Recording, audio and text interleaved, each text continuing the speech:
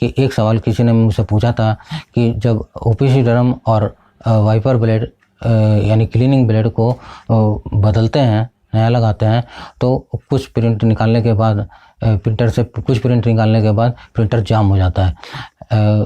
तो ये तो तय है कि अगर वाइपर ब्लेड अच्छी क्वालिटी का है तो वो प्रिंटर को जाम करेगा ही। दोस्तों नमस्कार, आप देख रहे हैं आपका अपना और हमारे देश का टेक्निकल गलियारा, और मैं हूं Kishore Chopra. 12A laser jet toner cartridge के संबंध में बहुत से लोगों ने मुझसे ढेरों सवाल पूछे हैं, और 12A लेजर फिलहाल यहाँ पर 12A लेजर जेट के वाइपर ब्लेड के कारण पैदा होने वाले समस्या और समाधान के बतलाने की कोशिश की गई है। ये 12A laser jet toner cartridge का इस्तेमाल लेजर प्रिंटर में होता है, और लेजर प्रिंटर का इस्तेमाल लगभग सभी ऑफिशियल कामों में होता है। और वाइपर ब्लेड के कारण पैदा होने वाली समस्या, पहली समस्या है कि प्रिंट में 3 इंच की दूरी पर कुछ सेंटेंस दोबारा प्रिंट होने लगते हैं, और क्योंकि वाइपर ब्लेड ओपीसी ड्रम को ठीक से साफ नहीं कर पाता है, और ओपीसी ड्रम पर इंक पाउडर की एक मोटी लाइन बनने लगती है। वाइपर ब्लेड के कारण पैदा होने वाली दूसरी समस्या है कि प्रिंट में वर्टिकल लाइन आने लगती है। वाइपर ब्लेड के कारण पैदा होने वाली तीसरी समस्या है कि प्रिंट में ग्रे बैकग्राउंड आने लगता है। वाइपर ब्लेड के कारण पैदा होने वाली चौथी समस्या है कि प्रिंट में 2.5 इंच की दूरी पर काली सफ़ेद 1, 2 या 3 मोटी लाइन आने शुरू हो जाती है, और शुरू में ये लाइन हल्की होती है, पर प्रिंट लगातार निकालते रहने पर ये लाइनें गहरी होने लगती है।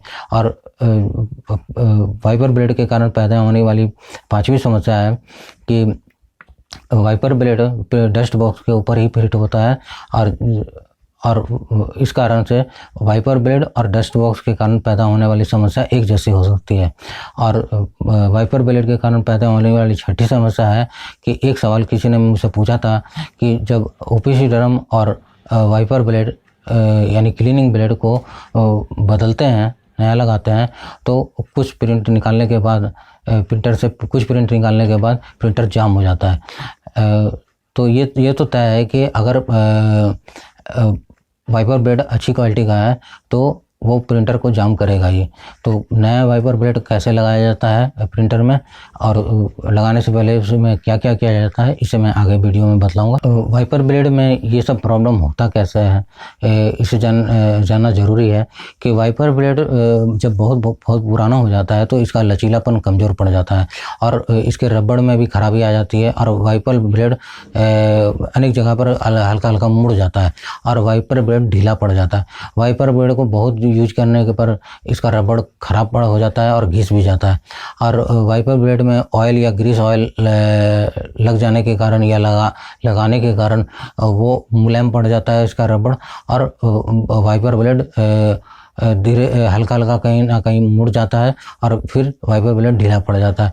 अगर पिन लगे पेपर को वाइपर ब्लेड में प्रिंटर में अगर हम लोग डालते हैं तो फिर वाइपर ब्लेड में कट का निशान आ जाता है, और जिसके कारण प्रिंट में वर्टिकल लाइन आने लगती है। और पिन लगे पेपर को प्रिंट में इस्तेमाल नहीं करना चाहिए।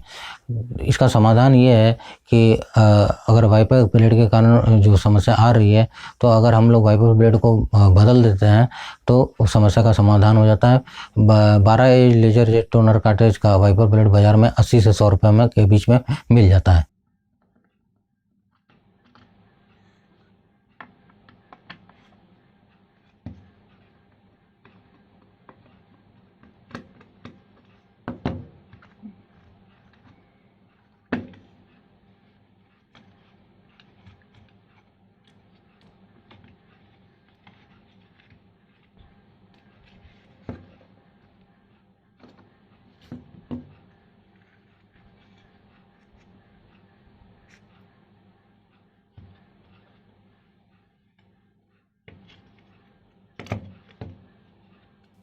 कई बार वाइपर ब्लेड को खोलने पर डस्ट बॉक्स की पैकिंग उखड़ जाती है, या फिर नया वाइपर ब्लेड का डिज़ाइन में थोड़ा अंतर होने पर भी डस्ट बॉक्स की दोबारा से पैकिंग करनी पड़ती है।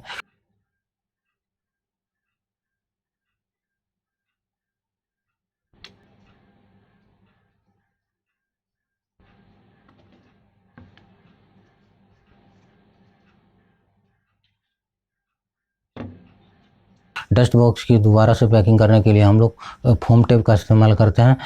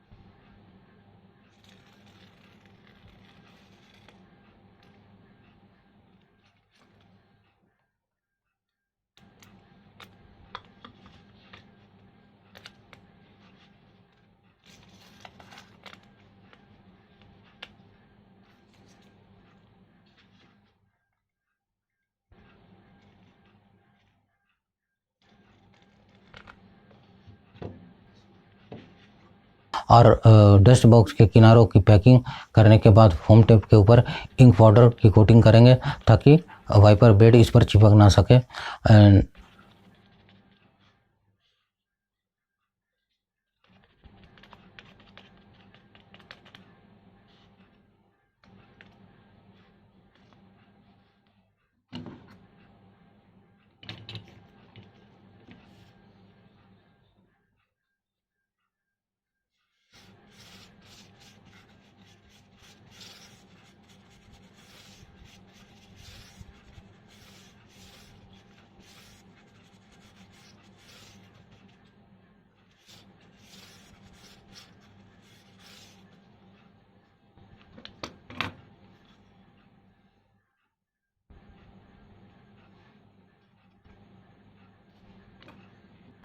नए वाइपर बेल्ट को कार्ट्रिज में सही तरीक़ा से कैसे फिट करते हैं इसे जानना बहुत ज़रूरी है। नए वाइपर बेल्ट की रबड़ में धार तेज होती है, साथ ही रबड़ में कड़ापन भी होता है जो प्रिंटर को जाम कर देता है। इसलिए वाइपर बेल्ट को काम के लिए तैयार करेंगे।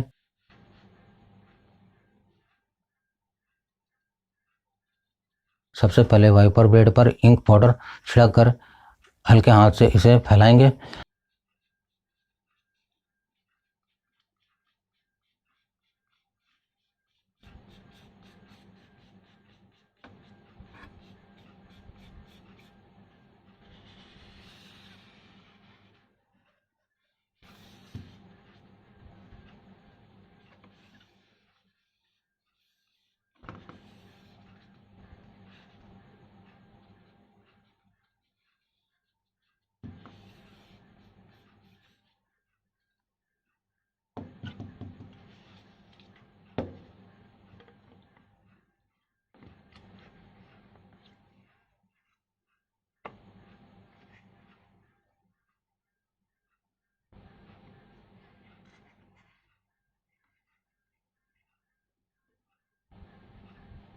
नए वाइपर बेल्ट को डस्ट बॉक्स में फिट करेंगे और दोनों स्क्रू को कस देंगे।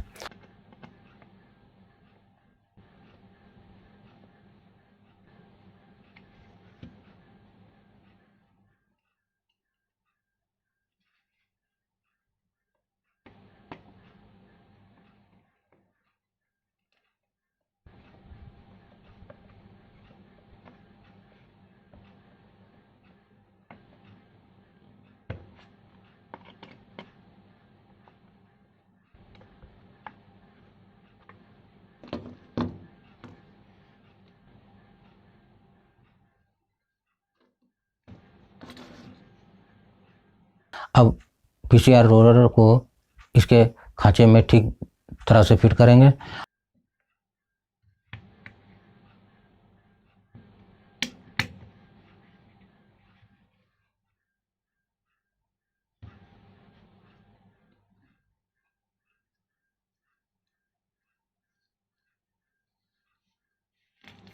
अब कोई पुरानी ओपीसी ड्रम या ओपीसी ड्रम जो पहले लगी हुई थी उसे इस तरह से फिट करेंगे।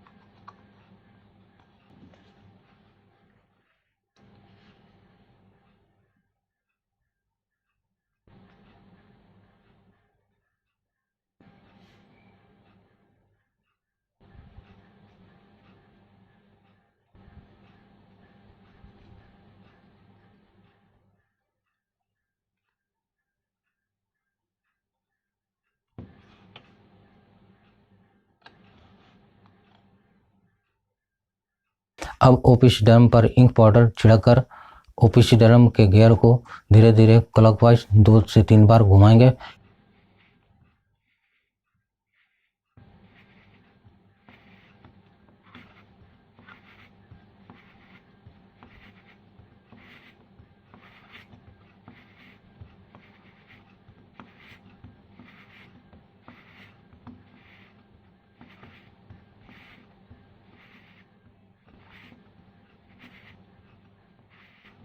फिर गियर को धीरे धीरे एंटी क्लॉकवाइज 4 से 5 बार घुमाएंगे।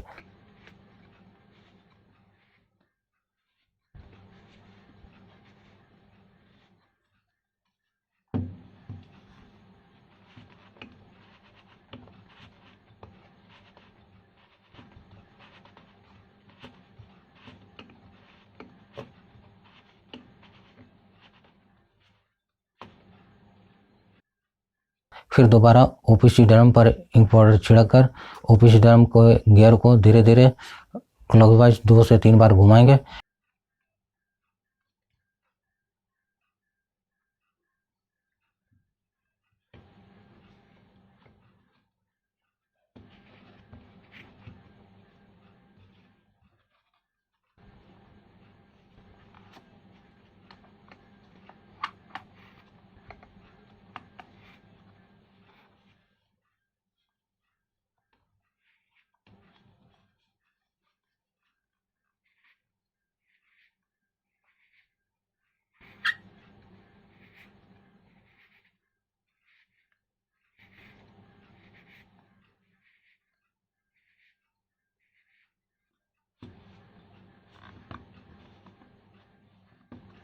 फिर गियर को धीरे धीरे एंटी क्लॉकवाइज 4 से 5 बार घुमाएंगे।